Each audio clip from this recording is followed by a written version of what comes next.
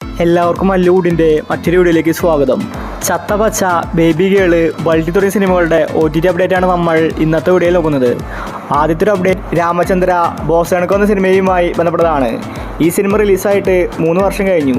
ഇതുവരെ OTT release ചെയ്തിട്ടില്ല.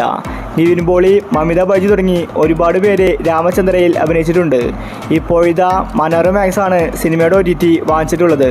ഫെബ്രുവരി മാസം ലാസ്റ്റ് വീക്കോടുകൂടി രാമചന്ദ്ര OTTയിൽ. അടുത്തൊരു അപ്ഡേറ്റ് ജിൻ എന്ന സിനിമയുമായി ബന്ധപ്പെട്ടതാണ്. സൗബിൻ ഷാഹിർ നായകനായ സിനിമയാണ് ജിന്ന്. ഇതൊരു കോമഡി ഹൊറർ മൂവിയാണ്. തിയേറ്ററുകളിൽ നല്ല അഭിപ്രായമാണ് ജിന്ന് സിനിമ നേടിയെടുത്തത്. സിനിമ റിലീസാക്കിയിട്ട് വർഷങ്ങളായി. ഇതുവരെ OTT റിലീസ് ചെയ്തിട്ടില്ല. ഇപ്പോഴിതാ സൈന പ്ലേയിൽ ജിന്ന് സിനിമ റിലീസാക്കുമെന്ന റിപ്പോർട്ടാണ് വന്നിരിക്കുന്നത്. ഫെബ്രുവരിയിലായിരിക്കും ജിന്ന് സിനിമയുടെ OTT റിലീസ്. അടുത്തൊരു അപ്ഡേറ്റ് വിലായത് ബുദ്ധ എന്ന സിനിമയുമായി ബന്ധപ്പെട്ടതാണ്. പൃഥ്വിരാജ് നായകന സിനിമയാണ് വിലായത് ബുദ്ധ. സിനിമ തിയേറ്ററുകളിൽ പരാജയപ്പെട്ടു. നല്ല ഹൈപ്പിലാണ് ബുദ്ധ വന്നിട്ടുണ്ടായിരുന്നത്.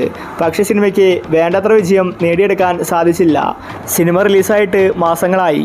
ഇതുവരെ OTT റിലീസ് ചെയ്തിട്ടുണ്ടായിരുന്നില്ല. ഇപ്പോഴിതാ ആമസോൺ പ്രൈമാണ് വിലായത് ബുദ്ധയുടെ OTT അവകാശം വാങ്ങിച്ചിട്ടുള്ളത്. സിനിമ ഫെബ്രുവരി മാസത്തിൽ വരുമെന്ന റിപ്പോർട്ടാണ് കാണാനുള്ളത്.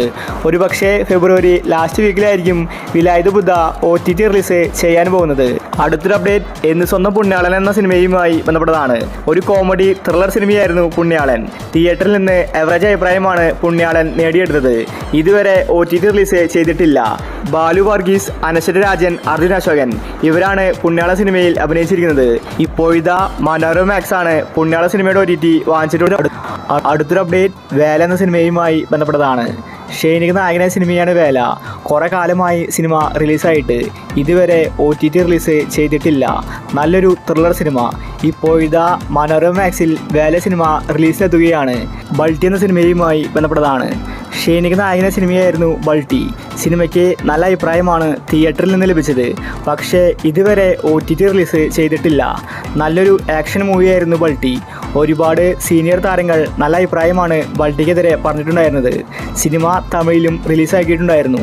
ഇപ്പോഴിതാ ആമസോൺ പ്രൈമിലാണ് ബൾട്ടി സിനിമ റിലീസിനെത്തുന്നത്. ഫെബ്രുവരി മാസത്തിലായിരിക്കും ബൾട്ടി സിനിമ വരുന്നതെന്നാണ് റിപ്പോർട്ട്.